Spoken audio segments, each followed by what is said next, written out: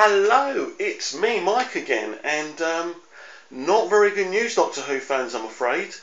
The ratings are in, the overnight ratings are in, and it was just under 5 million viewers for last night's Doctor Who episode, Hyde. Am I surprised? How can I be? How can anyone be surprised? And people are saying different things about this. It's not because people are fed up of Doctor Who. It's not because of the nice weather yesterday. It's nothing to do with that. Stephen Moffat's era has driven people away. And I'm sure, yes, and people talk about the numbers being made up with the iPlayer and all of that. That's irrelevant. That's not what it's about. It's not about the final numbers. It's always about the adult demos, who's watching, who isn't watching, and those numbers. And the truth of the matter is, Russell T Davies' era was getting 9.5 million viewers an episode. At least eight and a half on an average episode. And it's just what's happened. Well, I could easily tell you what's happened. We talked about this yesterday, didn't we? We talked about burning down everything that Russell T Davies created. Russell T Davies had the passion to go to the BBC and beg them for years to bring Doctor Who back, and they wouldn't. Eventually he got what he wanted, and I spoke about this before, but I'm going to say it again, the man knew exactly what he was doing. He knew what he wanted to do, he understood what Doctor Who was, and that's how he brought it back. And to have a man like Eccleston as the first Doctor, even if it was for 13 episodes, doesn't matter, it was brilliant. And Billy Piper, everyone he had involved, but it's not just that. Russell T Davies had a good team behind him. He had Julie Gardner, Phil Collinson, those people speak for themselves. Julie Gardner now is actually producing, I can't believe I forgot it. It's a really good show. It's Da Vinci's Demons, that's what it is, and David S. Goyer created that show, so she's involved with big pedigree. We've just seen Phil Collinson at the end of his tenure of Coronation Street. We know what a great job he did there. So, as I say, Russell had a great team for 5 years. For 5 years, and there wasn't any unpleasantness, they were a team, and that's how it works. With Stephen Moffat, he had Beth Willis and Piers Vengerwalt for 2 years and they left. Some people say, and you don't know what to believe, and I don't want to be nasty, but people say that some people find it hard to work with Stephen. I don't know. I'm not there. I'm not a producer. At the end of the day, ultimately, we're just people in the outside. We watch the thing. We don't produce it. We have no experience. People involved in the entertainment industry will say we have no right to comment, but we have. We're the customer. We're the public. We're the ones that need to be pleased, or your shows won't be successful. It's as simple as that, and we have got a right to speak. We haven't got a right to be personal, to be nasty, to be below the belt, but we have a right. I understand now with the social media and things like YouTube, we're in their faces a lot more in context of producers and people like Stephen Moffat, but that's just the way it is. We have a voice now, and I know some people overuse their voices. I do sometimes, that's why it's a bit sore, but anyway, let's go back to the subject. And the subject is, why is Stephen Moffat's era of Doctor Who such a bone of contention? Why are we down to these viewers now? What's going on? And of course, some of it, as I said to you already, Russell came in, brilliant 5 years, but once he left, the die was cast, I'm afraid. Stephen came in, wanted to create a totally new show, which was totally the wrong way to go. As I've said before as well, if it isn't broke, don't fix it. And Russell's Doctor Who was very successful, very popular. You don't come in and tear all of that down. It just doesn't make sense. So he comes in. I'm afraid his companion just didn't work for me. The actress Karen Gillan was very attractive. She's a good enough, solid actress. But the character was no good. And then having Rory, her husband, on the TARDIS as well, them watching DVDs and them drinking tea. What's it all about? Do you know what I mean? And what happened, unfortunately, Matt Smith's Doctor was a guest star on his own show. He wasn't the main focus, and the show's called Doctor Who, for crying out loud. If he's not the focus, who is going to be the focus? What, the companions? Well, I'm sorry. And we're seeing now with Jenna Louise Coleman's companion Clara, this young, pretty, young companion thing is actually becoming old, and it's becoming dull, and it's becoming boring. And I spoke about before either having a guy as a companion to difference it up a bit, or actually not bothering with a companion. The Doctor just meets the characters on the planet he arrives on, or the year, or wherever he is, and he gets involved with them. Then he goes back on his own, and that would work for me as well, and for many people. But this companion thing is now becoming a bit dry and a bit stale. I'm sure there are ways of having a good companion. You don't have to get rid of it completely if you can make it a bit more interesting. But I mean, every companion just being a girl that basically fancies the Doctor, or it's dull for me.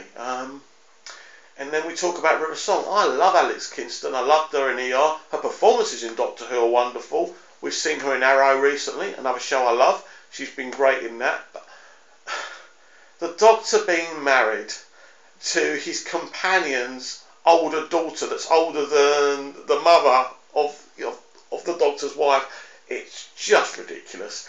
It's just, to me, it's pure juvenile. It's juvenile, and it's insanity. It's pure insanity, and none of it works. The great thing about Russell's Doctor Who was that it appealed to all the demographics, all the ages. If you were 10 to 20 to 40 to 50 to 60, you could watch that show, and that was great. And also what was great that it could appeal to the younger kids as well. This era of Doctor Who, Steven's era, it's just a lot of kids are not watching anymore because it's just not for them, and this is the problem. And there are so many problems with Steven's era. It just doesn't fit to me. It's really sad, and it's not just that. I mean, Russell T Davies had two brilliant spin-offs. Obviously, we lost the Sarah Jane Adventures because the late great Elizabeth Sladen passed away. That's nobody's fault. That just happened. But Russell T Davies had this brilliant spin-off, Torchwood. We had it, we enjoyed it. It was brilliant. We had Captain Jack in that. He would guest now and again in Doctor Who as well. And now, it's gone. It's disappeared. They tried to take it to America. The Stars Network didn't renew it after that first year. And now, because it seems to me that Russell and company, even though I love Russell and respect him so much, and the BBC seem to have thrown their toys out their pram because we didn't embrace this American Torchwood, so they basically got, no, we're not going to make anymore. See, we'll teach you a lesson. And now a brilliant show that was very popular over here at least has gone. Why not take it back to Wales? Doesn't make sense to me. And so that to me seems really childish, just to get rid of that show. And then we go back to John Barrowman, and we go back to Stephen Moffat. We had all this thing about John coming onto Twitter and saying he was in talks to come back to the 50th anniversary episode on Doctor Who. And then apparently the BBC weren't happy with him making that announcement. A few days later, he said on Twitter, I follow him on Twitter, and he said, I'm not going to be on it. And so there was obviously some kind of fallout. Again, doesn't make sense. Obviously, Moffat's able to get Tennant, able to get Piper back. Really important. I'm not one of these people who believes if we talk about the 50th anniversary that we need to see every single living Doctor in it. I think it needs to make sense. Each actor who's played the Doctor is just a different reincarnation, a regeneration of the Doctor. So it really doesn't make sense to have them there unless you travel back in time and you find that version of. But in reality, the great thing about Tennant's Doctor, first of all, he is the most popular Doctor of all time. Billy's Rose is the most popular companion. Whatever people say who didn't love the love story, they are the most popular ones, and they're back. And the great thing that makes sense with David's Doctor is that there is a clone human Meta-Crisis Doctor living in an alternate Earth with Rose. So if it was those versions they meet, it makes a lot of sense. As I said yesterday, I hope it's not Stephen Moffat gonna not do a good version of David's Doctor when he comes back, and it's all about bringing Matt up here. One thing's for sure, when David does return to Doctor Who for that 50th anniversary special, we all know that we're going to get from 15 to 20 million viewers. That's how popular the man is. Look at Broadchurch, great show on its own, but David puts the magic into that show in the sense of ratings. People start watching it before they find out it's actually an awesome crime drama because of David. That's why I started watching it. But now I think it's awesome. You know, it's been Chris Chibnall. What a writer! I've always loved his episodes of Doctor Who. I mean, anyone who writes the Torchwood episode Cyberwoman is a genius. I mean, what an episode, powerful episode that was. So we got all these things, but I'm going to say something here which a lot of anti-David Tennant people won't like. There's an opportunity here.